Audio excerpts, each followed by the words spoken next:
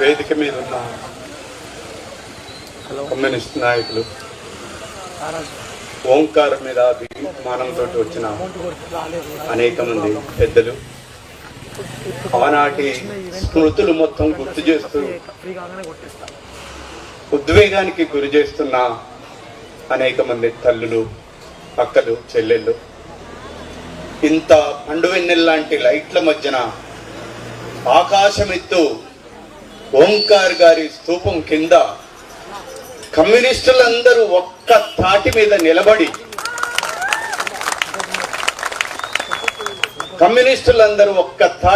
నిలబడి ప్రపంచ కార్మికులారా ఏకం కండి అని నినదిస్తున్న ఈ టైంలో నిజంగా ఓంకార్ గారు ఉంటే ఎంత బాగుండేది.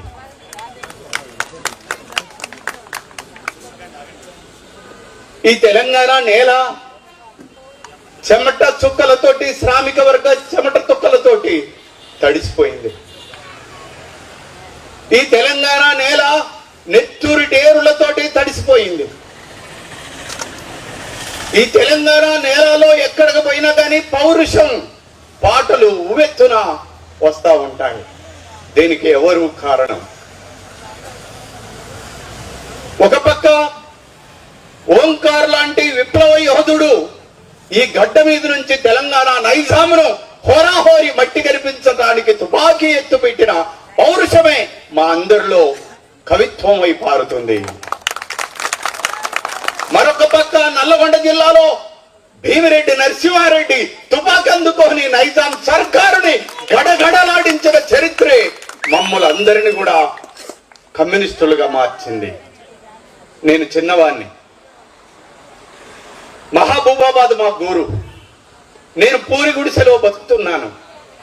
ఒక్కరోజు ఓంకార్ గారి మీటింగ్ లో మా నాన్న వెళ్ళాడు. మీటింగ్ అయి దిగిపోయి వస్తూ ఇంటికి వస్తున్న తరుణంలో ఓంకారు గారి మీద కత్తివేట్లతోటి, పొట్ట మీద 12 కుట్లతోటి కసిదీరా దొరలు భూస్వాములు పొడిచారు. రక్తస్రావమైంది. మహానుభావుడు చనిపోతాడేమోనని దొరలు కలలు కన్నారు. మా నాన్న తెల్లవారులు ఏడ్చాడు. పొద్దున్నే నాకు జరిగిన విషయమంతా చెప్పాడు. చాలా బాధపడ్డాను, చాలా దుఃఖపడ్డాను. కవి ఎలా పుడతాడో ఓంకార్ గారు నాకు నా కలం నిండా తన నెత్తుటిని పోశాడు. అప్పుడే రాశాను, నాయనా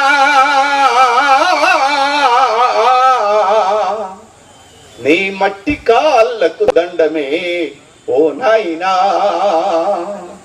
నాయన అంటే మా నానే కాదు, ఓంకార్ కూడా మా నాయనే. నాయనా నీ మట్టి కాళ్ళకు దండమే ఓ నాయనా. నాయనా నీ మంచి మనసుకు దండమే ఓ నాయనా. కొరుకొయ్య గొట్టంగా, నాగల్లు గట్టంగా, సాలు ఇరువాలేసి ప్రాణాలు పెట్టంగా, నెత్తురింకి నేల ఎర్రనాయేనేమో, చెమ్మట్ట చుక్కలే ఊట చెలిమెలాయేనేమో, ఆకలి తీరదు, అవమాన ఉడగదు, పనికి దగ్గ ఫలము ఏనాడు దొరకదు. నాయనా నీ కంటిలో కన్నీటి చెలిమెలున్నాయేమి నాయనా. నాయనా నీ కడుపులో ఆకలి మంటలారావేమి నాయనా. గొర్రెల కొట్టం ఊర్చి, బర్ల పెండ తీసి, ఎడ్ల గిట్టలు గుట్టి, గొడ్ల దారికి తెచ్చి, ఆల మందలు కాసి, పాలు పెరుగు తీసి, దున్నపోతుకు వరక దున్నటాన్ని నేర్పి, పసులు మనసులు కలిసి వ్యవసాయమును చేసి, బుడగ పొలము నుండి భువ సృష్టించేవు నాయనా. నీ ఊరేది పేరేది, ఊరిలో గుడిసేది నాయనా. నాయనా నీ చేనేది చెలకేది, చెరు వెనుక సెంటేది నాయనా.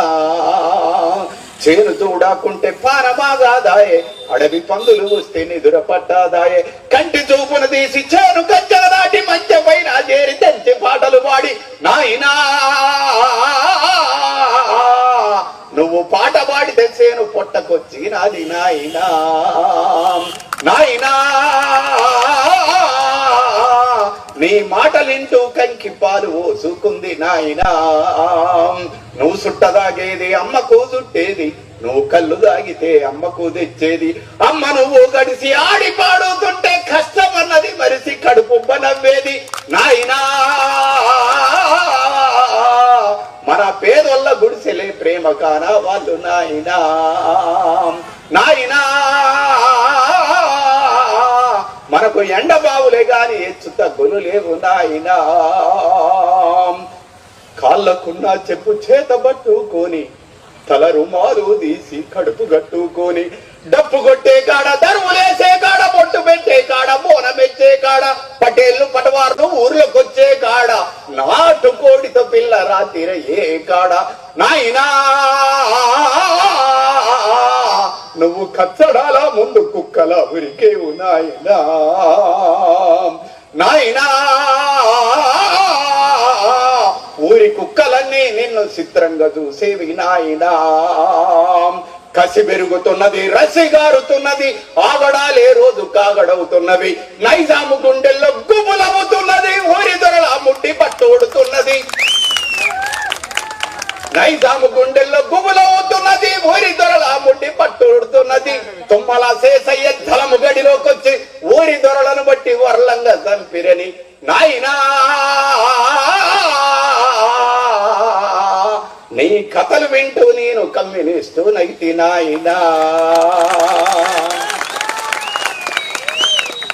ఒక కవి ఏసీ రూములో క్రోటాను మొక్కలాగా మొలిసేవాడేవాడు కూడా కవిగా లేడు ఓ కష్టజీవుల పక్షాన నిలబెట్టిన మహానుభావుడు ఓంకార్ గారు సాయుధ పోరాటంలో హోరాహోరి భీమిరెడ్డి నరసింహారెడ్డి తోటి పాల్గొన్నాడు అడవి గ్రామాలను మొత్తం ఆదిలాబాద్ కానించి శ్రీకాకుళం వరకు అడవి ప్రాంతాన్ని అడవి బిడ్డలకు మొత్తం కూడా ఆదివాసుల పక్షాన నిలబడ్డాడు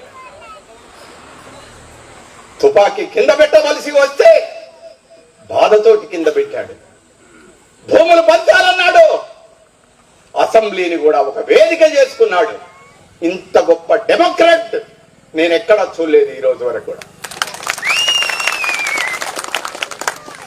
అసెంబ్లీలో ఆయన ఉన్నాడా లేడా చూసి ముఖ్యమంత్రి వాడెవడైనా గాని వచ్చేవాడు ఓంకారు ఉంటే ఆయన పులిపాలు తాగిన వాడు గర్జిస్తాడు గాని పిల్లి కూతలు కూయడు కాబట్టి పులిపాలు తాగి పెరిగిన ఓ నైజాం వ్యతిరేక ఉద్యమకారుడు ఒక బాబా ఒక కమ్యూనిస్టు యోధుడు అసెంబ్లీలో ఉత్సవించాడు గవర్నమెంట్ ని ప్రజల పక్షాన నిలబడి హోరాహోరి కొట్లాడాడు అలాంటి మహానుభావుణ్ణి జీవితకాలం ఈ దొరల మొత్తం ఈ నైజాములు పెట్టుబడిదారులు విష్ణువు రామచంద్రారెడ్డి కానుంచి మా మహబూబాబాద్కు చెందిన జన్నారెడ్డి జనార్దన్ రెడ్డి లాంటి దొరల మొత్తం కూడా ఓంకారుని అంతు చూడాలి లేకుండా చేయాలని కలలు కన్నాడు ఎవడి చేతికి తిక్కలేదు 12 బుల్లెట్లు తన కడుపులో పెట్టుకొని కమ్యూనిస్టు ప్రపంచ చరిత్రలో ఎవడు బతికాడో లేదో నాకు తెలియదు ఓంకార్ గారు మాత్రమే బతికాడు ఈ నేల మీద నాకిద్దరు గుర్తొస్తాడు కడుపులో తూటా పెట్టుకొని జీవితకాలం జీవించిన మహానుభావుడు నా పాటల పెద్దన్న గద్దరవి పడతాడు కడుపులో తూటా పెట్టుకొని చివరి శ్వాస వరకు మన కోసం పోరాడిన ఒక ఓంకార్ మాత్రమే పడతాడు మరెవరు పడతాడు ఏ రోజు కూడా పార్లమెంటులో ఉన్నా గాని ఆయన పాలక పక్షాలతోటి రాజీ పడలేదు నేను కమ్యూనిస్టుగానే బతుకుతాను అని జీవితకాలం ఎర్ర జెండా కోసం పోరాడిన మహాయోధుడు ఆయన ఈ దేశాన్ని అర్థం చేసుకోవడంలో కమ్యూనిస్టు మహానుభావులు చాలా మంది వైఫల్యం చెందారు కానీ బాబాసాహెబ్ అంబేద్కర్ ఆలోచనల్ని అద్భుతంగా పట్టుకున్నవాడు ఓంకార్ గారు అట్టడుగు వర్గాల చేతుల్లో అట్టడుగు వర్గాల నాయకత్వం ఉండాలని కొట్లాడాడు అసెంబ్లీని వేదికగా ఉపయోగించుకున్నాడు ఈ దేశంలో పెట్టుబడిదారులే ప్రధాన శత్రువు కాదు హిందూ మతంతో కూడిన పెట్టుబడిదారి వర్గమే మన ప్రధాన శత్రువు అని బాబాసాహెబ్ అంబేద్కర్ చెప్పిన ఆలోచన దేశాన్ని అలిమి పట్టుకున్న ఓంకార్ గారు మనకు అగపడతా ఉంటాడు. వాళ్ళ అబ్బాయి విజయ్ కుమార్ నాకు చాలా ఆత్మీయులు. యాక్సిడెంట్ లో చచ్చిపోయాడు. నేను కన్నీరు గార్చాను. చాలా మంది అప్పుడప్పుడు అంటా ఉంటారు కంటే కూతుర్ని కనాలని. నాకు ఇప్పుడు అర్థమైంది, కంటే కూతురే కాదు అశోక్ లాంటి బిడ్డను కనాలి అని ఓంకారు నిరూపించాడు మనకు. కాబట్టి అలాంటి మహానుభావుడు యోధుడి సభకు ఈ రోజు రావటం నాకు చాలా ఆనందంగా ఉంది. ఇప్పటికైనా మనం అందరం ఆలోచించాలి. దేశంలో బాబాసాహెబ్ అంబేద్కర్ ఆలోచనలు లేకుండా చేయాలని చూస్తున్నారు. అడవులు, కొండలు, జలపాతాలు లేకుండా చూడాలని చూస్తున్నారు. కమ్యూనిస్టు యోధుల్ని మొత్తం కూడా హతమార్చాలని ఈరోజు చూస్తున్నారు. పార్లమెంట్ సాక్షిగా అమిత్ షా అంటున్నాడు, మీరు అంబేద్కర్ పేరు తలవకుండా ఏ భగవంతుడి పేరుదైనా తలవండి అని. అరే అమిత్ షా, ఏ భగవంతుడు ఏ స్వర్గం మమ్మల్ని ఉద్ధరించలేదు. ఈ దేశంలో, ఈ తెలంగాణలో, ఈ దేశంలో కమ్యూనిస్టులు బాబాసాహెబ్ అంబేద్కర్ ఆలోచన తప్ప మా జీవితాలలో మార్పు రాలేదు. కాబట్టి పోరాట యోధులు అందించిన జెండాను మనం అందరం ముందుకు తీసుకొని వెళ్ళాలి. ఇవాళ జాతీయ జెండాను మొత్తం కూడా లేకుండా చేయాలని చూస్తున్నారు. జాతీయ జెండాకున్న ధర్మచక్రాన్ని లేకుండా చేయాలని చూస్తున్నారు. భారత రాజ్యాంగానికి బదులుగా ఇవాళ మన ధర్మశాస్త్రాన్ని తీసుకురావాలని చూస్తున్నారు. ఓ డెమోక్రసిక్ దేశమైన, ఓ ప్రజాస్వామ్య దేశమైన ప్రజాస్వామ్య దేశాన్ని తీసివేసి ఒక బ్రాహ్మణవాద దేశంగా దీన్ని మార్చాలని చూస్తున్నారు. ఇలాంటి టైంలో అటు కమ్యూనిస్టు మహానుభావుడు రవి గారు ఎంత అద్భుతంగా మొదలుపెట్టాడు ఈ సభను. జై భీమ్, లాల్ సలాం. ఇది కదా ఈ రోజు దేశానికి కావాల్సింది. ఈ నినాదం ఇచ్చిన ఓంకార్, ఈ నినాదం ఇచ్చిన అశోక్, ఈ నినాదం ఇచ్చిన రవి, ఈ నినాదం ఇచ్చిన ఓ అశేష ప్రజానీకంలారా, ఈ దేశం ముందుకు పోవాలంటే జై భీమ్, లాల్ సలాం ఒక్కటి కావాల్సిందే. అందుకే నేను చాలా సార్లు చెప్తా ఉంటాను, నా ధమనులు అంబేద్కరిజం, నా సిరలు మార్క్సిజం, నా హృదయం బౌద్ధారామం, ప్రకృతి నా పవిత్రాశ్రమం. ప్రకృతి గొప్ప కమ్యూనిస్టు, ప్రకృతి గొప్ప కమ్యూనిస్టు. గాలి, నీరు, వెలుగు, వెన్నెల మొత్తం అందరికీ సమానంగా ఇచ్చింది. ఎవరికి ఎక్కువ, ఎవరికి తక్కువ ఇవ్వాలి. భూమిని కూడా అందరికీ సమానంగా ఇచ్చింది. కానీ భూస్వాములు మొత్తం కూడా భూతల్లిని చెరబెట్టారు. కాబట్టి ప్రకృతికి విరుద్ధంగా కమ్యూనిస్టు పార్టీ నడవకూడదని ఓంకార్, భీమిరెడ్డి, నరసింహారెడ్డి లాంటి మహానుభావులు భూములు పంచాలని కొట్లాడారు. అదేమి కాలేదు. తెలంగాణ వస్తే భూమి వస్తుందని మనం అందరం భావించాం. భూమి రాకపోగా ఎక్కడో వెళ్ళిపోయినా ఐలమ్మ భూమి గుంజుకున్న విష్ణువు రామచంద్రారెడ్డి మనవడు అమెరికాలో ఉంటే ఈ నయా తెలంగాణ జ్వరలు వచ్చి పోయిన విష్ణువు రామచంద్రారెడ్డి మనవాన్ని కలెక్టరు, ఎమ్మెల్యేలు, ఎంపీలు అందరూ వెళ్లి వారికి పూల పాన్పు బల్పి తెలంగాణకు మళ్లీ రమ్మన్నారు. ఎంత దుర్మార్గం! ఇలాంటి స్థితిలో ఓంకార్ గారి సభ జరుగుతుంది. కమ్యూనిస్టులారా, ఎవడైతే పోరాడితే పోయేదేమి లేదు, బానిస సంఖ్యలు తప్ప. కమ్యూనిస్టులారా, మీరందరూ పోరాడితే పోయేదేమి లేదు.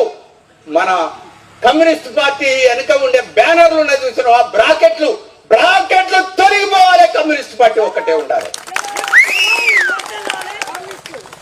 విప్లవానికి బ్యానర్లు ఉండవు, విప్లవానికి పేర్లు ఉండవు. విప్లవం తిరగబడితే ఓ భగత్ సింగ్ లాగా ఉంటది, ఒక ఆజాద్ లాగా ఉంటది, ఓ బాబాసాహెబ్ అంబేద్కర్ లాగా ఉంటది. మార్క్సిజానికి ఎల్లలేవు. అది ప్రపంచ గమనాన్నే మార్చిన అద్భుతమైన సిద్ధాంతం. ఆ సిద్ధాంతం కోసం నిలబడ్డ మీ పార్టీ అంటే నాకు చాలా ఇష్టం. ఆ సిద్ధాంతం కోసం నిలబడుతున్న మీ ఐక్యతను, మీరు చూపెడుతున్న ఐక్యతను చూసి నేను ఆశ్చర్యపోతాను. కాకపోతే ఏంటంటే ఈ పార్టీకి రావాల్సిన గ్లామర్ దేశవ్యాప్తంగా ఇంకా రాలేదు. ఎందుకు రాలేదంటే మీరు కమ్యూనిస్టు లాగానే జీవిస్తారు. ఎవరితోటో వాడితోటి కలిస్తే 4 సీట్లు వస్తాయి, వీడితో కలిస్తే 4 సీట్లు వస్తాయని మీరు ఏ రోజు ఎంపర్లాడలేదు. కాబట్టి స్వచ్ఛమైన కమ్యూనిస్టులుగా నిలబడుతున్నారు. ఓ నిజాయితీ కలిగిన బిడ్డలారా, ఓ నైజాంకు వ్యతిరేకన పోరాడిన బిడ్డలారా, ఓ ఓంకార్ లాంటి మహానుభావుడి తమ్ములారా, మీ అందరికీ లాల్ సలాం, జై భీమ్. Thank you.